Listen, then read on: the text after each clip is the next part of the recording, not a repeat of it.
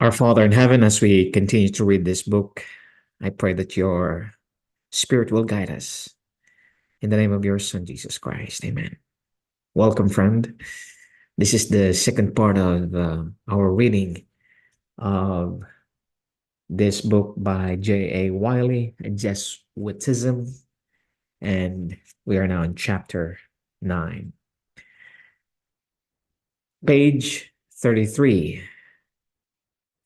As regards to calumny, a wide margin indeed is allowed. It was maintained in the public thesis of Levine in 1645 that it is only a venial sin to calumniate and impose false crime, to ruin their credit who speak ill of us.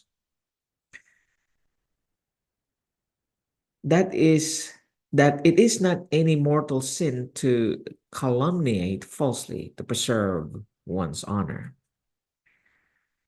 Is no doubt a probable opinion, says Caromnual, for it is maintained by above 20 grave doctors by Gaspar, Quadrado, etc., so that if this doctrine be not probable, there is hardly such in all the body of divinity. As regards promises,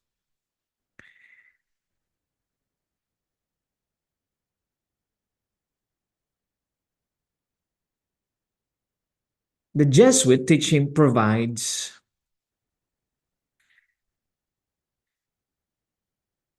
that one may keep or break them as one has a mind.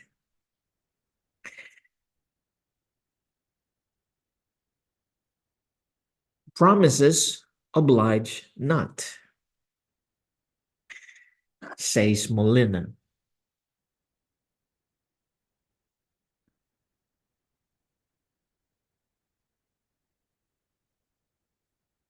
When a man hath no intention to engage himself when he makes them, now it seldom happens that a man hath that intention unless he be found bound by oath or contract.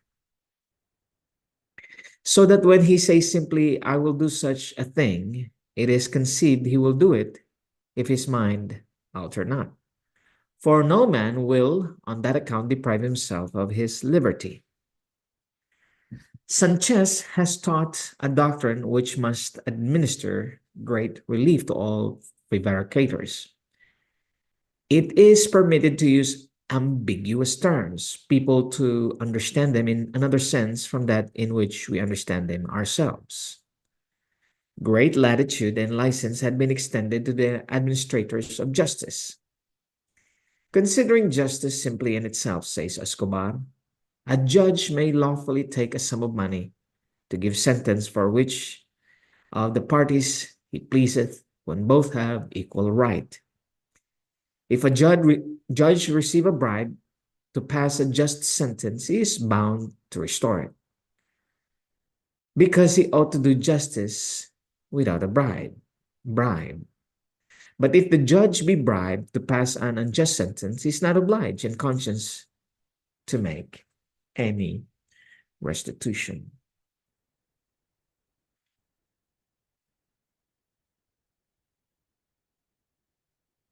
No less explicit is the opinion of John Baptist Taberna. If a judge has received a bribe for passing an unjust sentence, it is probable that he may keep it. This opinion is defended and maintained by 80 doctors.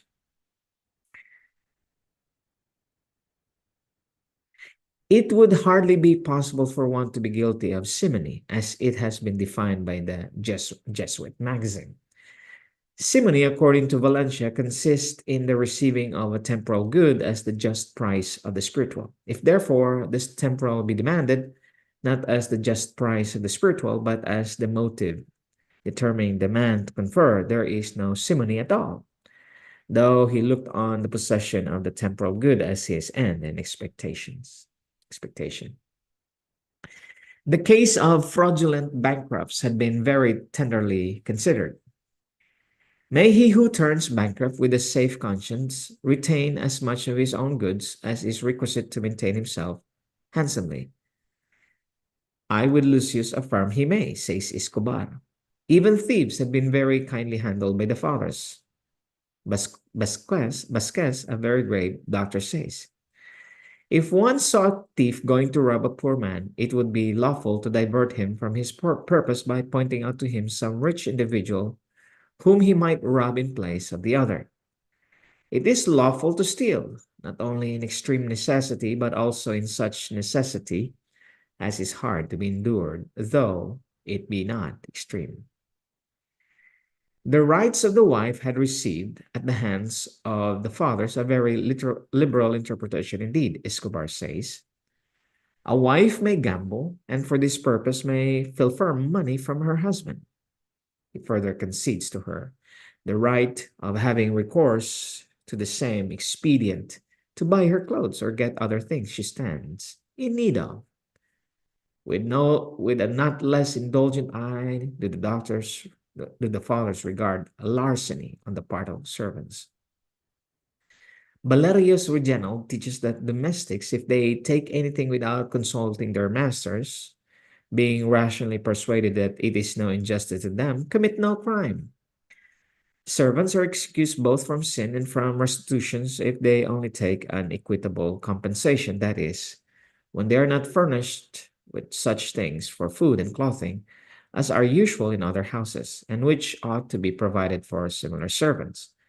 It is not all gain, however, on the part of the pilferer.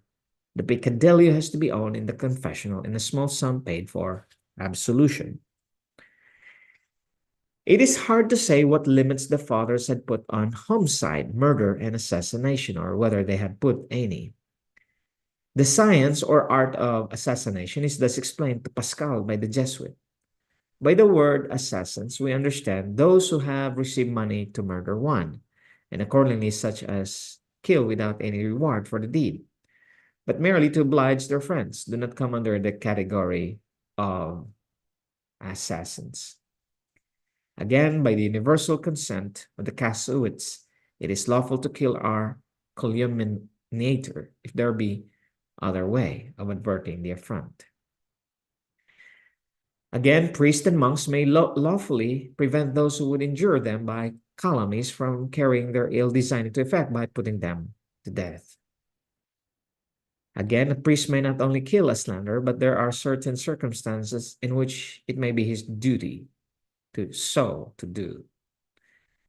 The right of assassination politic has been established positively by Emmanuel Sa, Alfonso Salmeron, Gregory of Valens, and Anthony of Santarem. Either say they, the tyrant possessed the state by a legitimate right, or he has usurped it. In the first case, he ought to be deposed by a public judgment, after which every individual may become the executor of his own will, or the tyranny is illegitimate, and then every man of the people may kill him. May God have mercy upon us, I pray.